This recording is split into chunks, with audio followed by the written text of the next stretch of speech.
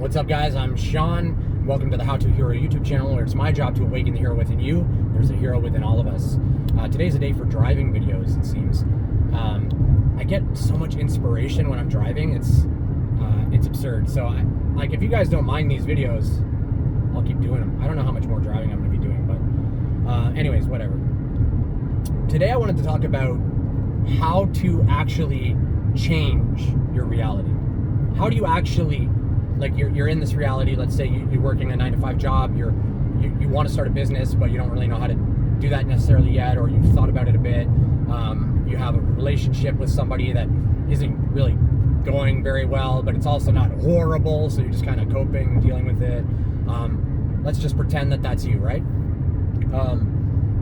How do you actually shift from that person into the person you want to be? And let's just pretend the person you want to be is somebody who has a healthy relationship with their self. They have a healthy relationship with their significant other.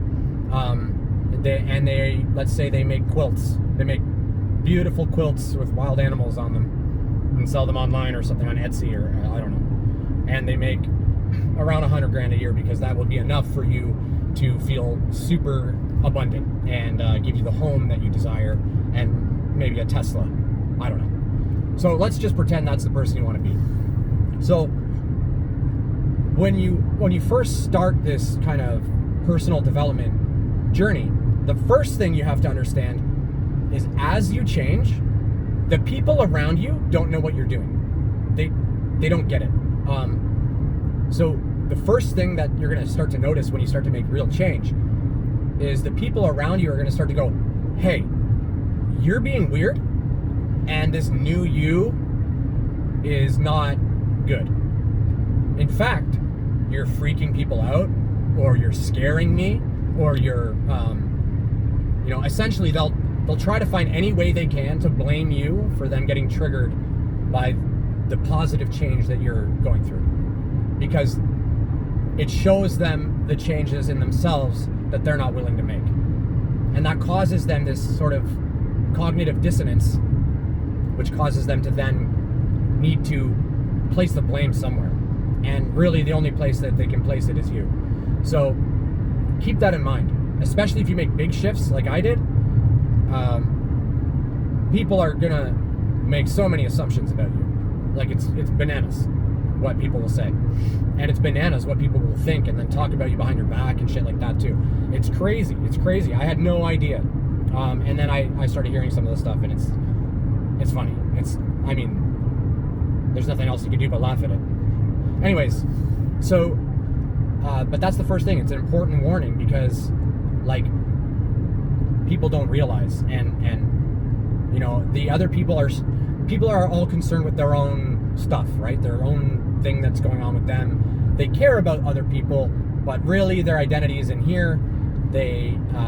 This is what their primary goal is, and their ego maintains hold over that. So they're not doing this out of a way to hurt you or be difficult or anything like that. You don't try not to judge them on it, because really all they're doing is feeling pain and trying to protect themselves from the pain. And they don't understand where the pain's coming from. They just know that this new Sean is a Sean I don't like, or whatever. And you'll have friends that'll go the other way, right? That maybe they were a little bit more awakened than you were in the past, and maybe they know about it, maybe they don't, but they notice the change in you, and they say, wow, you've really come a long way, right? Because they see the improvement. The other thing is that most people that I know wait to change. They wait until rock bottom. They wait until they almost kill themselves, or until they wake up in a drunk tank, or until they wake up on the side of a road with a needle in their arm or something. They wait until they hit rock bottom. And you don't have to do that. The thing with hitting rock bottom is that it's just such a perfect catalyst. That's why the darkness exists within us, is to be catalyst for change. If we were totally content with everything, we wouldn't try to change anything. And so that's where it comes in. And there's a couple major components to changing yourself in a permanent way. The first is setting a target. Like you have to have a goal, right? What are you doing? Who do you want to be? Do you want to be, I don't know, Tony Robbins and do all that stuff? Think about a day in Tony's shoes. I would love to just walk around next to that guy quietly taking notes for like one day, just one single 24-hour day, staring at him while he's sleeping. That guy, that guy's a special man. But anyways, if you want to be Tony Robbins, you have to understand what Tony does in a day, right? And then you have to also feel like you could do these things in a day, and that would be in alignment with who you are, like, or not who you are, but who your higher self is, who your true self is, your inner being, your divinity. There's a plan that you've already established. It's already been kind of laid out, and there are a lot of options in the plan. It's kind of like a phone plan or something. Like you're getting a new phone, right? And there's all these options that you can check off or change and adjust based on your needs and what you prefer. That's kind of how the plan works. It's not like this fate and you're stuck in this thing that's going to happen, and it's not like that. Like for me, for example, I knew for a long time, like almost as soon as I awakened, I was like, oh my God, I'm going to be like some sort of spiritual teacher. How am I going to do that?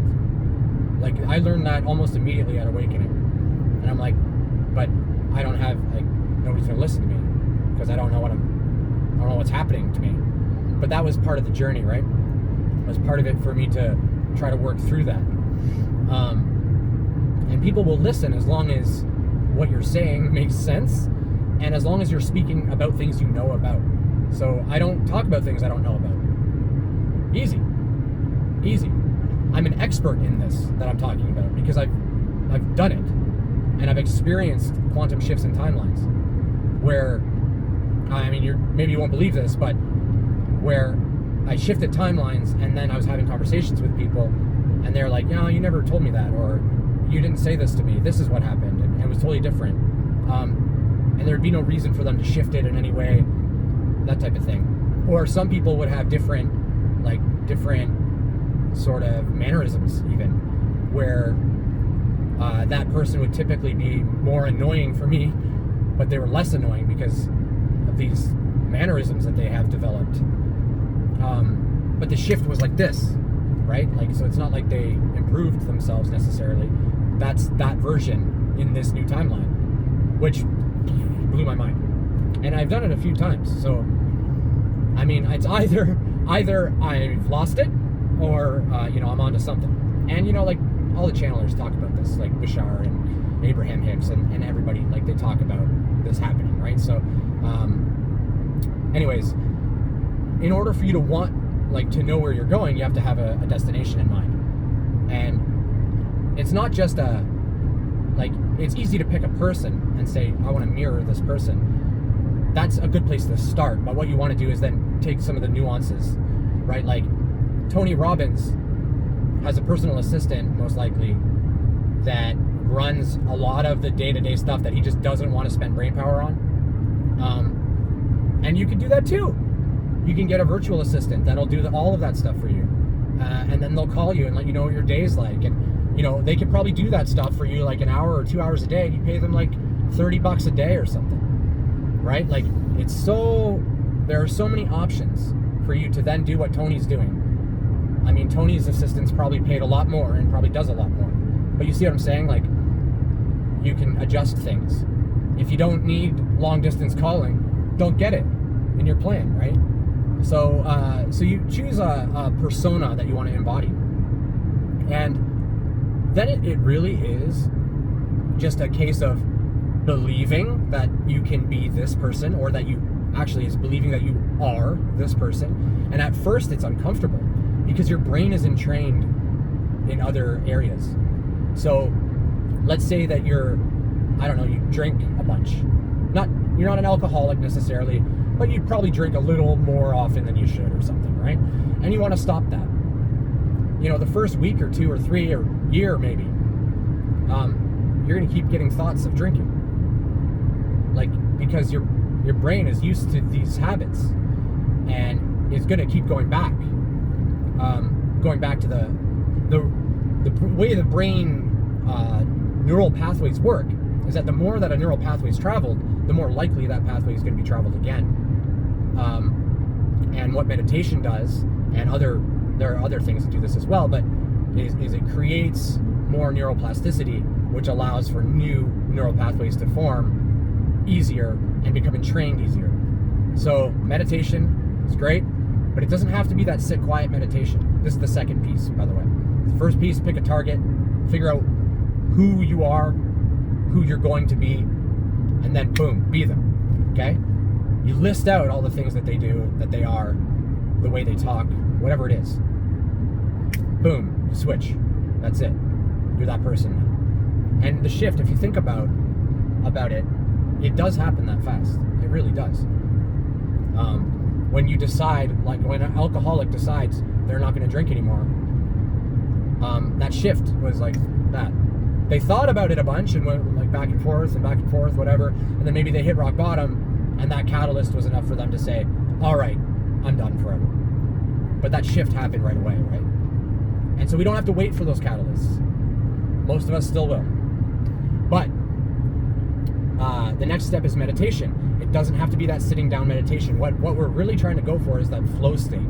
The state of just pure expression of creativity or quieting the mind.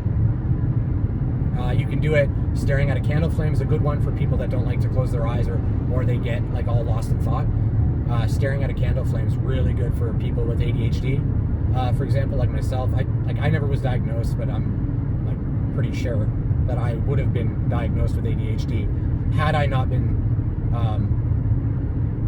so successful in my younger years with my high IQ and whatever. It doesn't matter. IQ is irrelevant. Anyways, point is, you want to build brain power. Not brain power, but neuroplasticity, gray matter. Make it more moldable, more plastic, right? Or that's what the neuroplasticity, I believe that's what it means, is it's more moldable. Now, correct me if I'm wrong, please. And that allows you to make these shifts easier, right? It facilitates the shift. The brain is a tool, and your consciousness and how you do things and how you perceive things and how you act about things and how you think about things is what entrains your brain into these behaviors and conditions. But these behaviors, conditions, etc. are limiting beliefs placed upon you by yourself, by society, by your parents, whatever they are. A really good example, I'm going to throw my dad under the bus a little bit. A really good example of entrainment, of a negative, weird entrainment is I was going through a rough time and I didn't know what to do, and I thought maybe I'll just go camping in the woods for like a week. And COVID was out, so people were like, oh, well, you can't go camping. And I'm like, what are you talking about? I can't go camping. Who's going to stop me? The police are going to come chase me into the forest and stop me? Like, it doesn't make any sense. So they say you're not allowed to camp. So they're going to have to fucking arrest me. I don't know. Like, they won't have any idea. Unless somebody, like, literally... Because I was talking about public land, too. I wasn't even talking about going to a campground. I wanted to go into, like, just the woods, right? And get fucking probably lost. But anyways,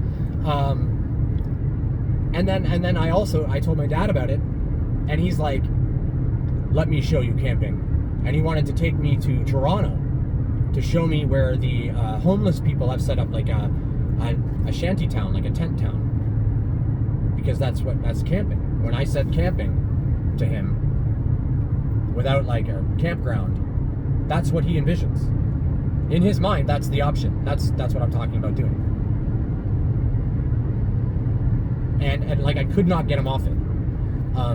Later I told him about it and he kind of understood what I was saying, but in the moment he's wrapped up in this panic about me becoming some sort of vagrant of society, which, I mean, it could happen, right? Some of those guys are the happiest guys in the world. It's because they got They just live it. And a lot of them are not the happiest guys in the world. But I recently spent time at a homeless shelter. I spent, just one night. It wasn't even a whole night. It was like 5 hours, because I got in there at around like 2 in the morning or something. Fairly late, I think. Anyways, whatever. And a lot of the people there were weirdly happy. And I was like, you guys are pretty cheery for people that don't have things. And it taught me a lot. I already knew material things weren't important, but this taught me it's really not important. But that's what entrainment is. It's when you have these like conditioning and social conditioning and conditioning from your parents, and these are all just limiting beliefs, right?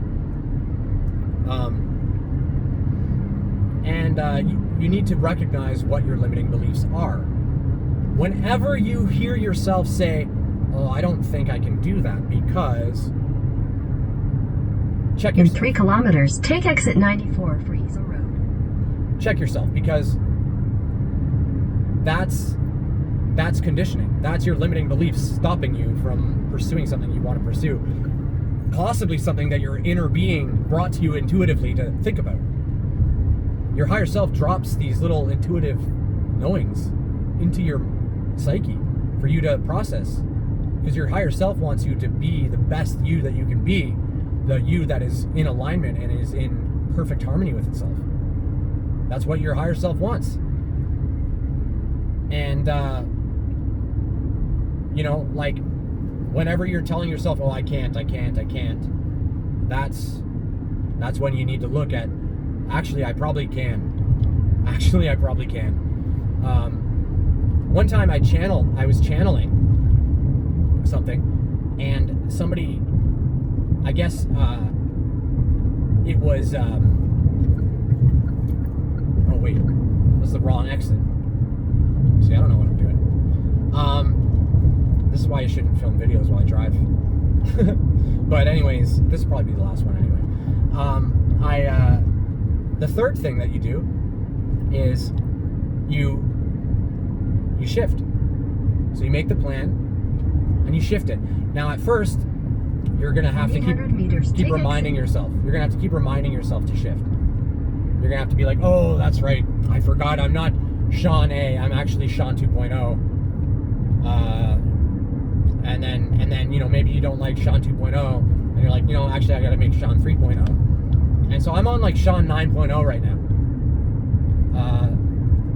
Actually, I might go through it actually and count how many times I've done this, truly. Because as I awaken more and more, you break through these ceilings. And that's when I feel like the next full version of Sean comes out. So you can have your minor versions, Sean 9.1, whatever. But that's when you shift, and it's literally just knowing that you can shift that allows the shift. You have to understand that you can just shift. And it's hard to understand this, like, unless you start to witness it in another, or it's hard to have the faith in it. It's hard to it's hard to do it. I know, because I was trying, and eventually I figured it out. But part of the reason I figured it out was because I kind of got lucky. I had a special person come into my life that taught me all about this. What is going on? I think my phone stopped. Or is it still recording? Shit, I don't know. Anyways, I had a special person come into my life, and they woke me up. They literally came into my life, and like within, I think, like, I'd have to look back because I still have all the messages, but I think within like a couple hours, they had me going, "Oh my God, I'm a starseed!" Like, and they didn't say anything. They just sent me some videos. And I had a Kundalini awakening, and it was bananas. But either way, you have to switch. You have to switch who you are. When I had that awakening, like, my conscious, I could feel my brain like Like it was almost painful. And a few people have been watching some of my videos and actually said that they're experiencing pain when watching it. So if anything that I'm ever saying is causing you to experience pain, maybe go to the doctors first, because if it's causing pressure in your skull, that's what happened to me when I woke up the first time, the big time. Lots of pressure and pain in my skull. But I worry that if there's any neuro things going on in there, and I don't know, I'm not a doctor, just be careful. And once you make these kind of once you have these understandings of who you want to be and who you are, and then you just make it happen.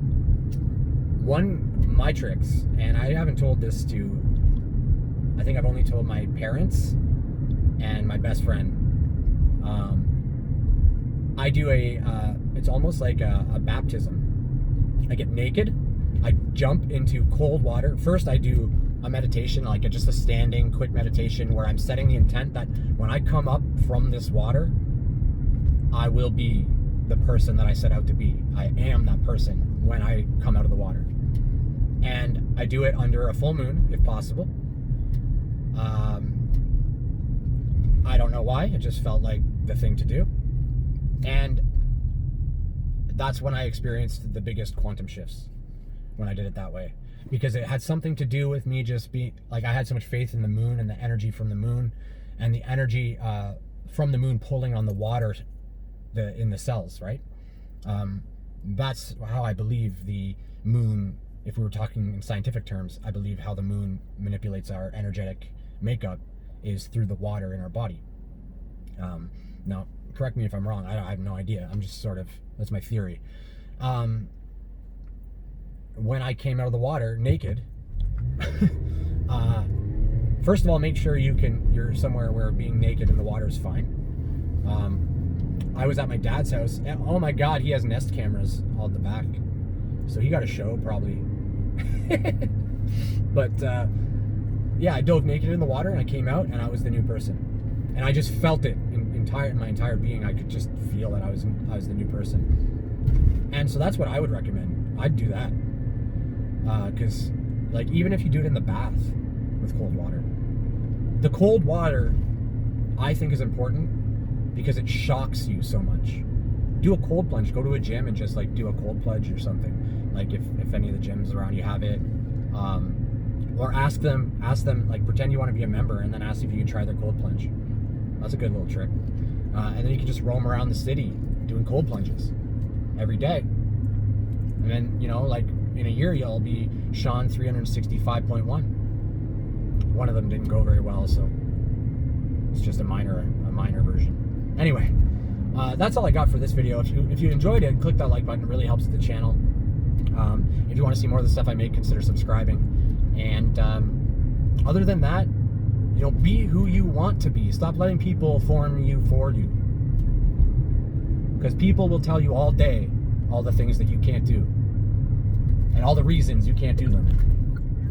And people are full of shit. So